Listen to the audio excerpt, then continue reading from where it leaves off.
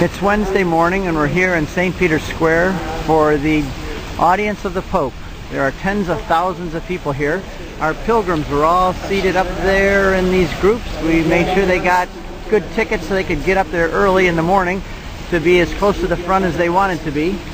And Janet and I stayed towards the back. But then we can see the Pope here pretty clearly on the screen, although it looks like it's flashing to you. But it's clear for us. And there's the Pope up there under that white canopy. That's where he's sitting. He's giving his address in Italian, German, French, and English, and a number of languages.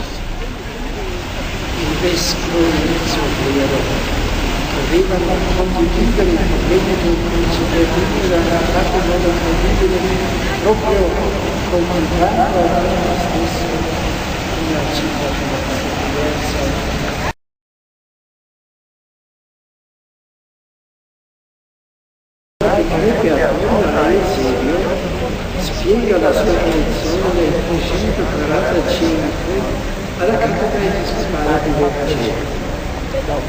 Inoltre espelizio subito con intensa opera di evangelizzazione in un territorio ancora granamente pagano, specialmente nel secondo rurale. Stimato da Donato che aveva scritto una lettera.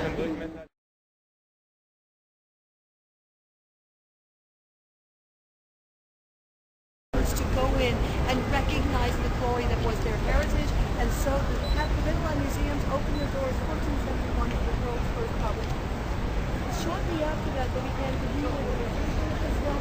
In 1534, they brought in Michelangelo, the only man who could really go head-to-head with the ancient architects and revive the same grandeur that the Forum. This is the statue of Marcus Aurelius. We're on the Capitoline Hill, or as Liz says, the Capitoline Hill, and she's explaining to us ancient Rome. I hear people talking about the Christians taking over Rome, including some of the more unpleasant scenes of various movies. But the idea that the Christians came along and destroyed everything is completely inaccurate. If you think about the visits that you've been doing here, what you're going to see there, we're going to go down to the Senate, you're going to see the ancient Roman Senate House. That's when they ratified the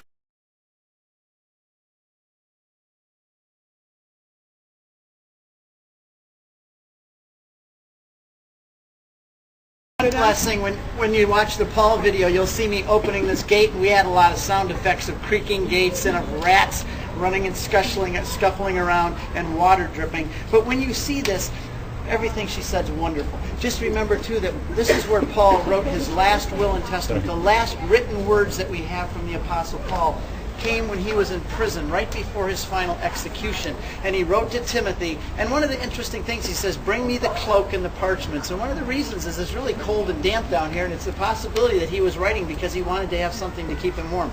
But he wrote his last will and testament to his son.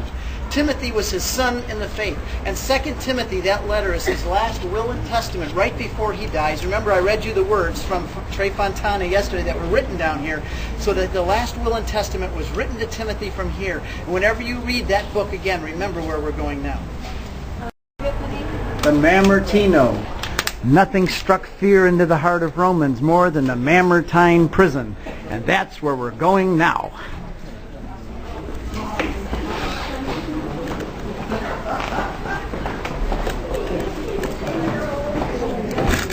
After we put some money in the collection.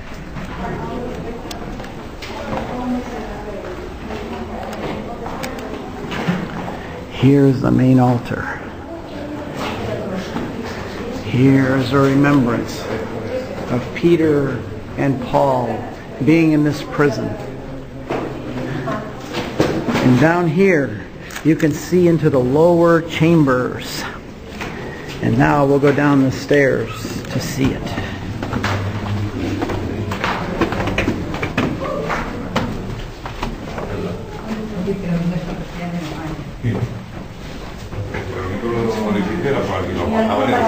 Here is the altar to Peter and Paul, and notice the ominous cross upside down.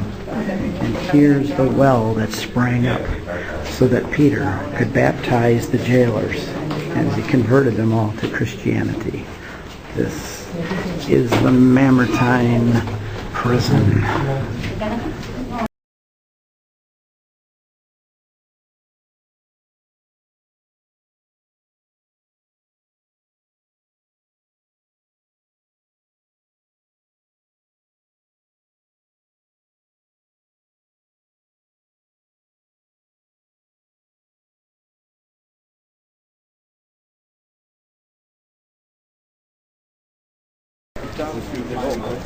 We work good together. She says, you have something you want to say.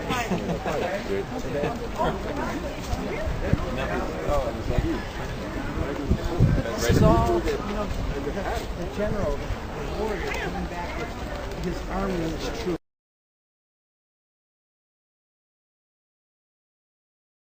Like blocks of marble, do you see what I'm saying? Yeah. And it came all the way down to where the windows were, and then along here, an enormous porch extended outwards. That's where those white, those holes are. And then the doors you see here, the doors, This is the ancient Roman Senate. It's completely incorrect. It was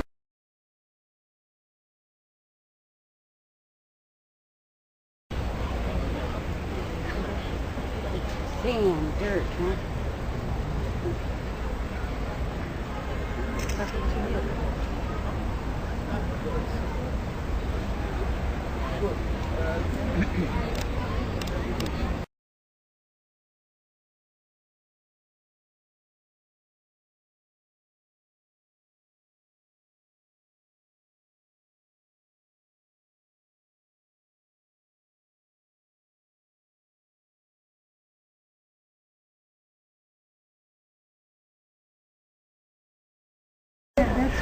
Here's our group. We are now in the Colosseum.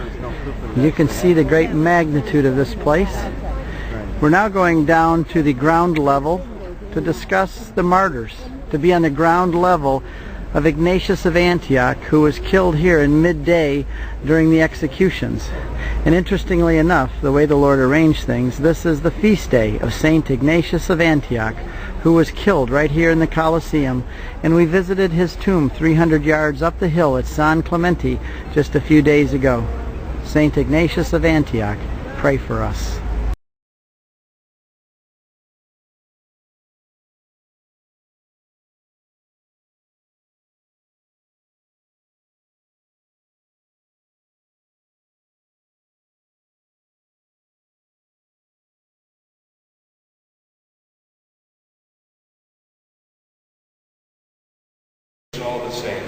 We're having Mass today in the Church of St. Peter in Chains here in Rome.